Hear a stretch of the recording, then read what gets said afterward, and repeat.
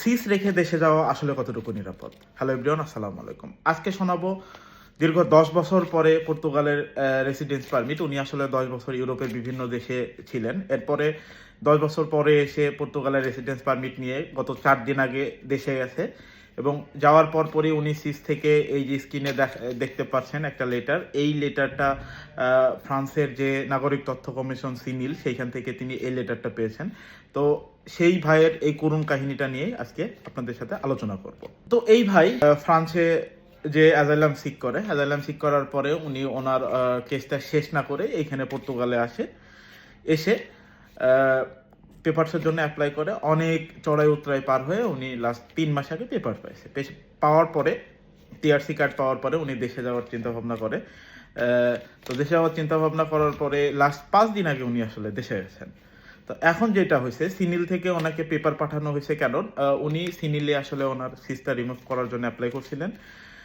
তো সিনিল ওনাকে জানাইছে যে তারা আসলে এই জিনিসটা রিমুভ করতে পারবে না। এই জিনিসটা একমাত্র রিমুভ করতে পারে কারা? তারা হচ্ছে যে প্রি পিকচার, অর্থাৎ যে প্রি পিকচারে উনি ওনার এই অ্যাজাইলামটা সিক করছিলেন, অ্যাজাইলামের জন্য আবেদন করছিলেন।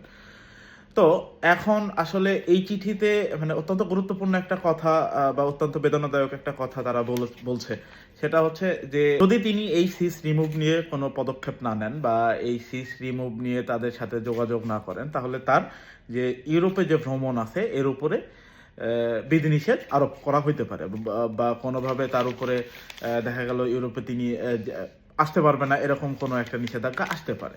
আর আপনারা জানেন সেনজিন একটা ওয়াইড জিনিস। এটা হচ্ছে যে পুরো তাদের যে সিস্টেম, যে যেটা সেনজিন ইনফরমেশন সিস্টেম, এটা পুরো সব জায়গাতে এখন আসলে এক দেশের খবর আরেক দেশেতে জমা থাকে। মানে এক দেশের খবর আরেক দেশের পোর্টালে আপনি যেখানেই কোনো কিছু করেন আরেক দেশের সেনজিনের যে সেইটা তারা পেয়ে যায় অটোমেটিক।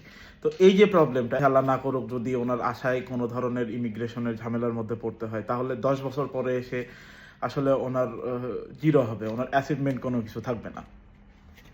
তো এই জন্যে যাদের আসলে সিস আছে, সিস এবং সিস থাকার পরেও পর্তুগিজ রেসিডেন্সি পারমিট পাইছেন, পাওয়ার পরে এখন চিন্তা ভাবনা করতেছেন দেশে যাবেন, তো তাদের জন্য আমার অনুরোধ হচ্ছে আপনারা আপনাদের সিসটা সম্পূর্ণরূপে আগে এখান থেকে রিমুভ করেন।